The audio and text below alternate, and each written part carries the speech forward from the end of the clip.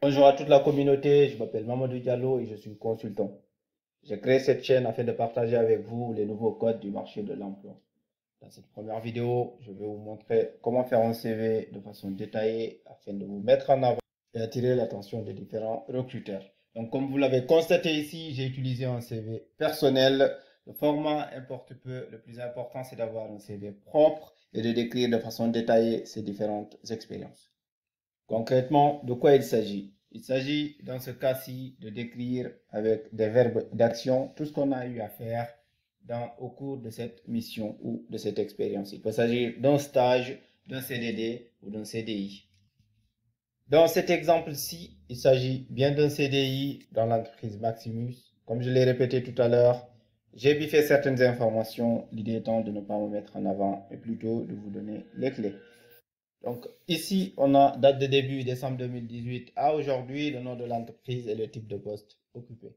Ensuite, l'objectif de la mission. Dans les offres d'emploi, de façon générale, on a toujours un objectif attendu par le recruteur. Donc c'est bien de le rappeler dans son CV par rapport à ses expériences antérieures. Et ensuite, j'ai listé les différentes tâches que j'ai eu à faire au cours de cette mission à travers les petits points.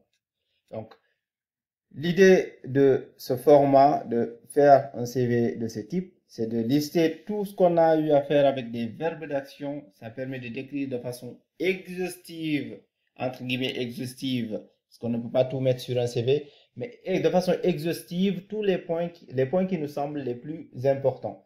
Ça nous permet à la fois de nous mettre en avant, mais aussi de permettre aux recruteurs de préparer l'entretien. En quoi faisant?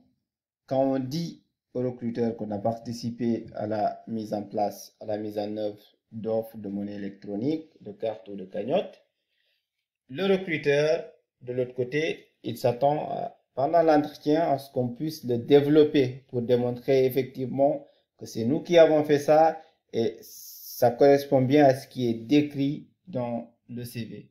Donc, c'est une manière un petit peu de contrôler, d'anticiper certaines questions qui vont être posées par le recruteur. Cette manière de faire, elle est valable pour toutes les expériences qu'on a sur son CV. Vous allez voir dans le pavé de gauche, à côté de la partie expérience, la liste des compétences. Par compétences, j'entends de mon côté tout ce qui est mode de gestion de projet, agile, cycle en V, domaine de compétences aussi dans le cadre de la monétique par exemple, de la finance, comptabilité, etc. Donc, listez tout ce qui a une valeur ajoutée à nos yeux, mais aussi aux yeux du recruteur. Ensuite, on a le pavé d'hiver où j'ai mis que j'étais dans une association et que je pratiquais le football amateur. Pour terminer, on est sur le pavé formation où on a listé le type de formation qu'on a suivi qui correspond aussi au diplôme qu'on a. La communauté, voici une manière simple et assez détaillée de rédiger un CV qui vous permettra à coup sûr de décrocher un entretien. Si la vidéo vous a plu, abonnez-vous, likez la vidéo et partagez-la pour aider le maximum de personnes. N'hésitez pas, en cas de questions, à me les laisser sur les commentaires. La prochaine vidéo portera sur les pièges à éviter, sur les lettres de motivation. D'ici là, amour et paix sur vous et votre famille.